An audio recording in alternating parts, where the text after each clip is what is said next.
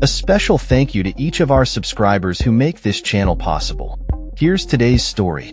In a historic ruling that has sent shockwaves through Bangladesh, a special tribunal has sentenced former Prime Minister Sheikh Hasina to death for her role in the violent suppression of student-led protests last year.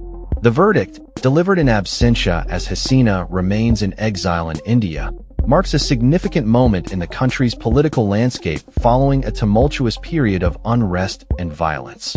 The tribunal found Hasina guilty of crimes against humanity, with the charges stemming from the crackdown that resulted in the deaths of hundreds of protesters during the summer of 2024.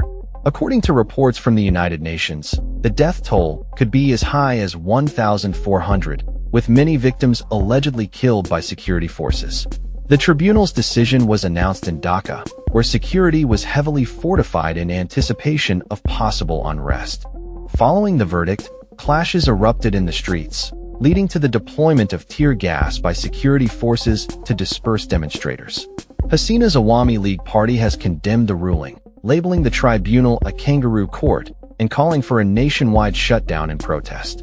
The former prime minister, who ruled Bangladesh for 15 years before her ousting in August 2024, fled to India shortly after her government was toppled.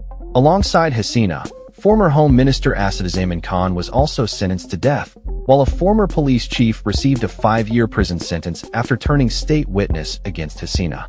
The tribunal's proceedings were broadcast live, a move that underscores the high stakes involved in this politically charged case. The interim government, led by Nobel Peace Prize laureate Muhammad Yunus, has vowed to bring Hasina to justice and has banned activities of her political party. Yunus announced that the next elections would take place in February, with Hasina's party barred from participation. Human rights activists have expressed mixed feelings about the ruling, highlighting that while the verdict may bring some closure to the families of victims, it does not address the broader issues of accountability and justice in Bangladesh. The harsh punishment for Hasina will offer little solace for the families of people killed and maimed during last summer's crackdown on protesters, said Shireen Huq, a prominent human rights activist.